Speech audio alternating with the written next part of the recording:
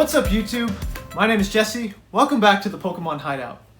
Now today I want to talk about several Pokemon card sealed products that make great collection editions and possibly good investments that are not booster boxes. Now we all know booster boxes are king. I love booster boxes. I have some of my own. Most people, that's their go-to for sealed product. But I want you to know there are other options out there. So the first collection piece I want to talk about are Pokemon card collection boxes. Now, the reason why I like these is because there's a lot going on in here. There's a lot of variety. Not only do these look great displayed by themselves, but you get a promo card, and you get a variety of booster packs. You get a couple Guardian Risings, you get a couple Burning Shadows. I think there's a Steam Siege and a Sun and Moon base. Anyways, the reason why I like these is because if any one of these packs goes up in value, that will inherently raise the price of this collection box. Likewise, if the promo card goes up in value, which is a full art Charizard, the collection box will also go up in price. So you've got a lot of possibilities here that could raise the price of this overall box. Rudy from Alpha Investments, if you've seen his channel, did a video on this a couple years ago, and I thought he made a really good point. A lot of really good points in that video. Here's an example of a collection box that has aged very well. The Legends of Justice box, in large part because of Plasma Storm, but you've also got Black and White base as well as Boundaries Cross that have done really well too. So here's an example of what a collection box could become or strives to be price-wise. The next collection piece I want to talk about is Elite Trainer boxes.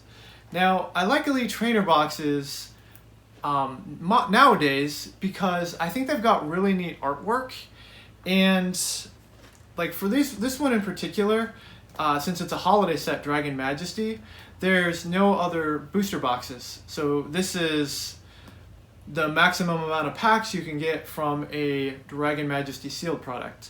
But the main reason why I like these is because I think the artwork is really neat. Nowadays booster boxes, they all sort of look the same. There's differences on the box, but they all have like the same style, versus Elite Trainer boxes all kind of have a style to their own. And furthermore, these just came out during the Black and White era, so they're a relatively new product versus booster boxes that have been here from the very beginning.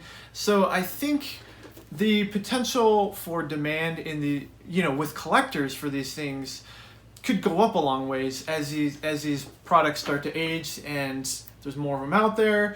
It might create more of a demand. So from a collector standpoint, I think they look great. From an investor standpoint, they could also be good. Third,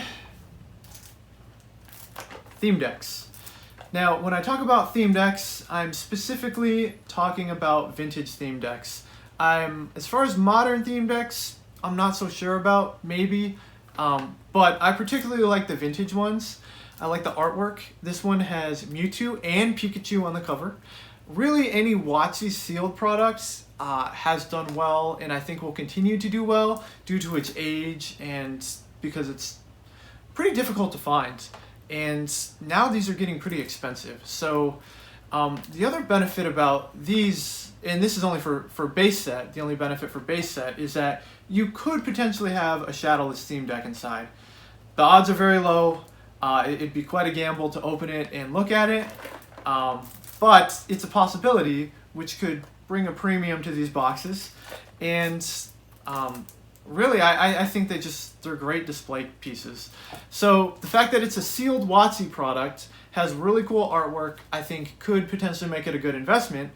But even if you just want it in your collection, I think that it looks very good. And I don't really think these are going to go down in price much. Again, just my opinion. Next, I want to talk about build and battle or pre-release kits. These are kind of cool because they have a lower print run than booster boxes. So these are only given out to people during the pre-release phase of a new set release for Pokemon. So what they come with is 4 sealed booster packs, guaranteed unweighed because they're inside of the deck box. And then you have a little kit that you use to build the deck with to battle at your pre-release event.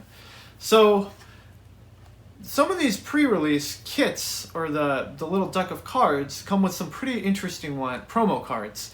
Every single one comes with a holo promo card that's stamped, and they look pretty neat. This one could potentially have a Charizard, as well as a Jirachi, and then a couple more.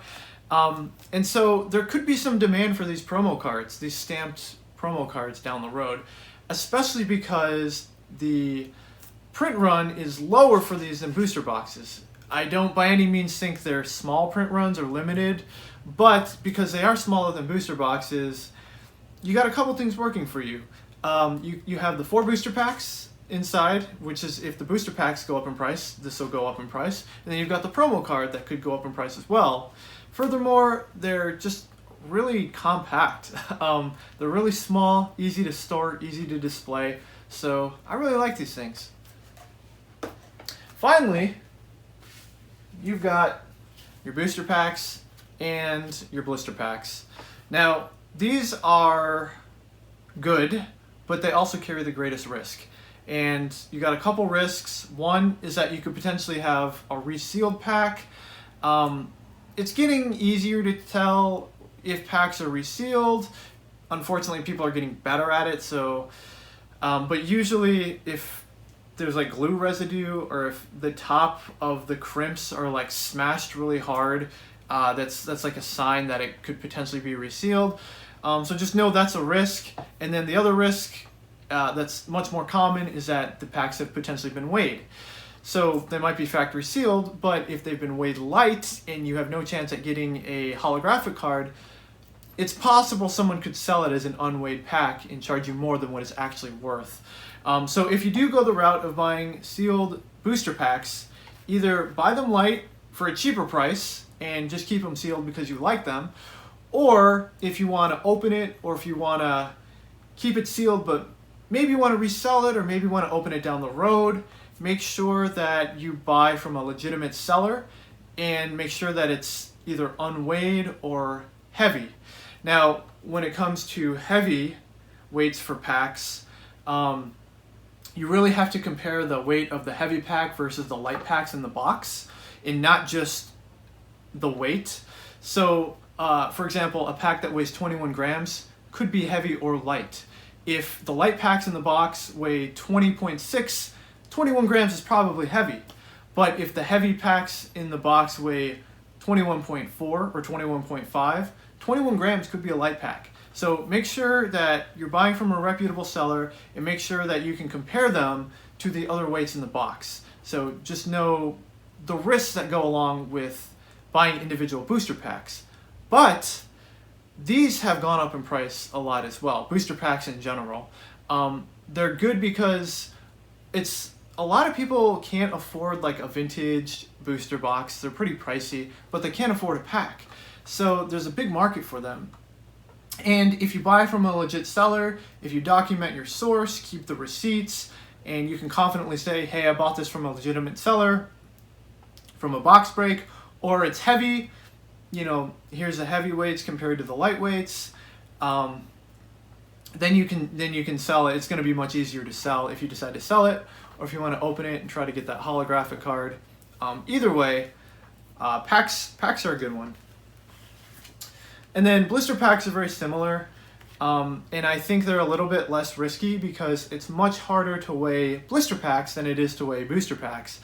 The cardboard makes it a lot more complicated. Even things like stickers on the back can add a little bit of weight.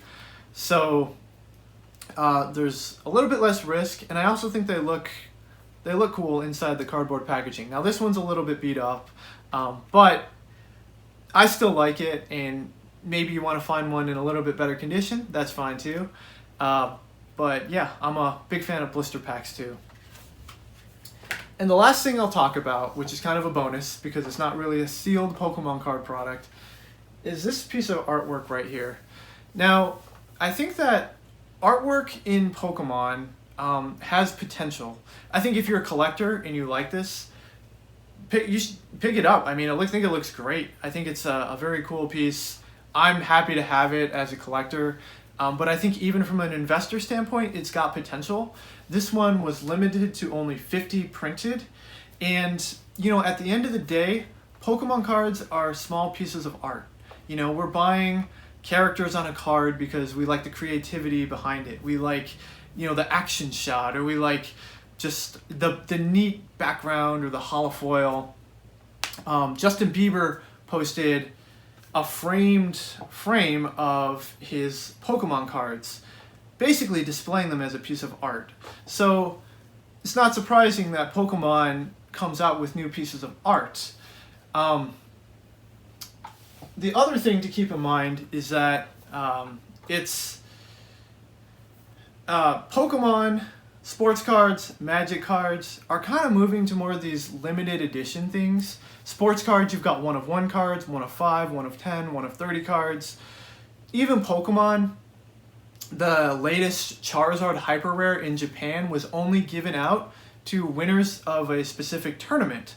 So there's only a finite number of those hyper rare Japanese Charizards out there, the newest ones from Darkness Ablaze, I believe. It's Darkness Ablaze or Champion's Path. Anyways, the artwork is very unique and it's only given out to specific people. That's kind of a direction towards the limited premium product. There's only a certain amount out there.